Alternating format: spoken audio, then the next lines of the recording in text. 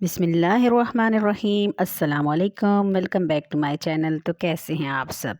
आपके घर में भी अगर बैंगन देकर सब मुंह बनाते हैं तो आज के बाद नहीं बना रहे हैं देसी स्टाइल में खुशबूदार बैंगन का भरता कि सब रेसिपी पूछते रह जाएंगे। तो बैंगन को धोकर सुखा लेने के बाद इन्हें डायरेक्ट चूल्हे के ऊपर रख देंगे। मीडियम आंच पर इन्हें घुमा घुमा कर चारों साइड से भून लेंगे जब तक कि इनका छिलका काला ना हो जाए और ये अंदर से बिल्कुल नरम ना हो जाए। इस तरह भून लेने से भरते के अंदर वो स्मोकी फ्लेवर आता है जो सबको पसंद है। तो ये भुन चुके हैं। अब इन्हें ठंडा करके इनका छिलका उतार लेंगे। मैंने गरम गरम का ही उतार दिया है क्योंकि मुझे जल्दी थी। छिलका उतारने के बाद आप इन्हें छुरी से छोटा छोटा काट लें या फिर इस तरह से मैश कर लें सिलबट्टे के दस्ते से। तो ये देखिए इनको मैंने अच्छी तरह से मैश कर लिया है। इनको साइड कर देंगे। कढ़ाई में हाफ कप घी डाल दिया है। घी की गर्म होती है इसमें डालेंगे एक बड़े साइज़ का प्याज जिसको मैंने बारीक चॉप कर लिया था और मिक्स करते हुए प्याज को फ्राई करेंगे ताकि इक्वल इनका प्यारा सा गोल्डन कलर आ जाए। तो जैसे ही प्याज का कलर चेंज हो जाएगा हम इसमें डालेंगे 1 टेबलस्पून भरकर अदरक लहसुन का पेस्ट। अच्छी तरह से मिक्स करके इन्हें फ्राई करेंगे। साथ ही हम इसमें डालेंगे 2 टेबलस्पून भरकर हांडी वाला मसाला जो नॉर्मल घर में यूज़ होता है। मिक्स करके मसाले को भून लेने के बाद इसमें डालेंगे 2 बड़े साइज़ के टमाटर जिनको मैंने बारीक चॉप कर लिया था।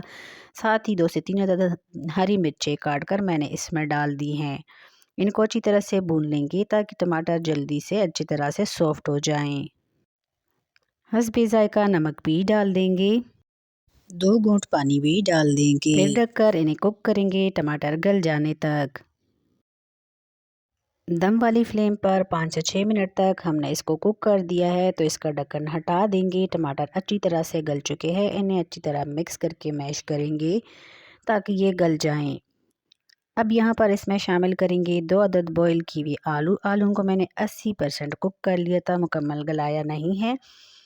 इस तरह छोटे छोटे पीसेस में काट कर 2 अदद छोटे साइज़ के मैंने आलू ले लिए थे। इन्हें अच्छी तरह से मिक्स करके हम भून लेंगे दरमियानी आंच पर। इस पर 2 से 3 मिनट तक ताकि जो मसाले हैं वो आलू के अंदर तक रच बस जाएं।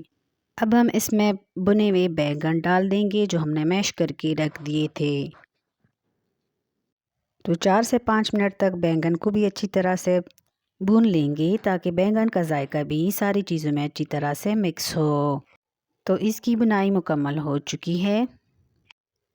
अब इसे ढककर हम कुक करेंगे दम वाली फ्लेम पर। पानी वानी कुछ नहीं डालना, बिल्कुल दम वाली फ्लेम पर हमने इसको छोड़ देना है तकरीबन 8 से 10 मिनट तक। तो 8 से 10 मिनट बाद इसका ढक्कन हटा देंगे। इसको अच्छी तरह से मिक्स करेंगे। आलू को चेक करेंगे तो आलू यहाँ पर मुकम्मल तौर पर पक चुके हैं। अब इसमें बाकी की चीज़ें डालेंगे। साथ में मैंने यहाँ पर गर्मा गर्म चपाती भी तैयार कर ली है। इसके साथ मैं आपको डिश आउट करके दिखाऊंगी। ऊपर से हरा धनिया और पुदीना डाल देंगे। ढककर 2 मिनट दम पर रखेंगे, तब तक चपाती बन जाती है। तो ये देखिए हमारी गर्मा गर्म रोटी भी बनकर तैयार है। तो इसको बैंगन के साथ डिश आउट करके दिखाती हूँ।